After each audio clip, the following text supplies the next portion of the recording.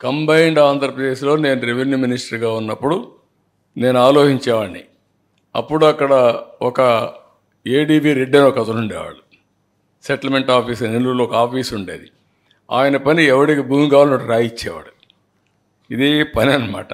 చాలా ఫేమస్ కూడా అది. అప్పుడు నేను ఆలోచించాను, ఎప్పుడూ అయిపోయింది, ఇప్పుడేంటి ఈయన ఇస్తున్నాడని. డిపార్ట్మెంట్ని అబాలిష్ చేశాం. డిపార్ట్మెంట్ని అబాలిష్ చేసిన తర్వాత చట్టంలో ఉన్నా కూడా ఆ భూమి చెందవలసింది గవర్నమెంట్కి. మీకు హైదరాబాద్లో ఒకటి ఉంది, ఎవాక్యుయేషన్ ప్రాపర్టీ. ఎప్పుడో కొంతమంది కంట్రీ డివైడ్ అయినప్పుడు పాకిస్తాన్కి వెళ్ళిపోయారు. ఆ భూములు ఎవరికి రావాలి? గవర్నమెంట్కి రావాలి. కొంతమంది ఫేక్ డాక్యుమెంట్స్ తయారు చేసుకుని ఆ భూములు కొట్టేసే పరిస్థితి వస్తూ వచ్చారు. నేను ముఖ్యమంత్రి అవుతాను, మీరు చాలామంది చూస్తుంటారు. అప్పుడు బన్వర్లాల్ని ఒక ఐఏఎస్ ఆఫీసర్ని పెట్టా. అతను ఎక్కడ చూసినా ఒక బోర్డు పెట్టేవాడు, this land belongs to government, any trespass will be punished severely అని. అప్పట్లో నేను ఇంకోటి పెట్టాను, ఎంఆర్ఓకి ఒక ప్రొహిబిటరీ బుక్ పెట్టి ప్రభుత్వ భూములను ఐడెంటిఫై చేసి ఆ బుక్లో రాయాలి. రాసుకున్న తర్వాత ఆయన ఎవ్రీ వీక్ ఇన్స్పెక్ట్ చేయాలి. ఇది the custodian of that lands అన్నమాట. అదే సమయంలో కొత్తగా ఎంఆర్ఓ అనేస్తే అవి ఫిజికల్గా అతనికి హ్యాండ్ ఓవర్ చేసి ఈయన రిలీవ్ కావాలి. That was the rules I passed. 982 ఎకరాలు రాచమార్గంలో ఇచ్చేశా. అక్కడ పెద్ద లీడర్ ఉన్నాడు దోపిడీ చేయడానికి.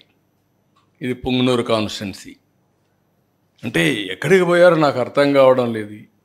అంటే ఏమైనా జరిగిపోతుందనే ధీమా, ఏమి చేసినా మేము తప్పించుకుంటామని ఒక గర్వం వచ్చి ఇష్టానుసారంగా చేసే పరిస్థితికి వచ్చారు.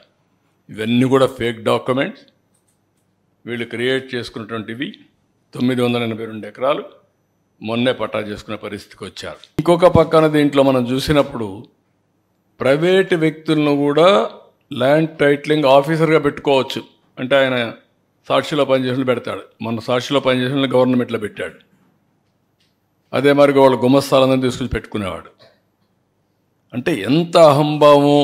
అందుకే ఈ యాక్ట్ని ఫస్ట్ క్యాబినెట్లోనే తీసుకొచ్చాం, రద్దుకు రికమెండ్ చేశాం, దాన్ని రద్దు చేస్తున్నాం. కానీ ప్రజలకు తెలియాలి, ఆ యాక్ట్ యొక్క వివరాలు ప్రజలు చర్చించాల్సిన అవసరం ఉంది. అందులో ఉండే దురుద్దేశాలని అర్థం చేసుకోవాలని చెప్పి నేను కోరుతున్నా.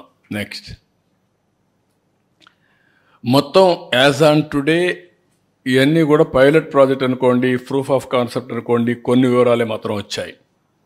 ఈ వివరాలన్నీ మీరు చూస్తే విశాఖపట్నంలో 40,000 ఎకరాలు, 40,000 కోట్లు మేము ఆ రోజు చెప్పింది అంత ఉంటుంది.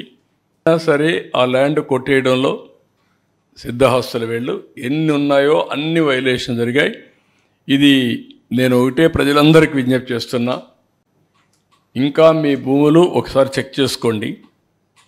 ఎవరైనా మీ భూమి కబ్జా చేసి ఉంటే 22A మార్చి కానీ, ల్యాండ్ టైటిలింగ్ ఇది కానీ బలవంతంగా లాక్కున్నా, ఏది చేసినా మీరు కంప్లైంట్ ఇవ్వండి, నేరుగా అప్రోచ్ అవ్వండి. మీ భూమి మీకు ఇప్పించే బాధ్యత మాది. అదే మరి ఎవరైతే ఈ తప్పుడు పని చేశారో వాళ్ళని పనిష్ చేస్తాం చట్ట ప్రకారం. తద్వారా మీకు న్యాయం చేపిస్తాం. ఇలాంటి జరిగినప్పుడు భవిష్యత్తులో ఇంకొకరు చేయకుండా ఉండాలి అంటే కఠిన శిక్షలు అవసరం. మళ్ళీ మీరు కూడా ధైర్యంగా ముందుకొచ్చి మీ భూమి పరిరక్షించుకుంటే భవిష్యత్తులో ఎలాంటి చేయాలంటే కూడా ఎవడైనా భయపడతాడు. ఈ విషయంలో చాలా స్పష్టంగా ఉండమని అప్పీల్ చేస్తున్నా.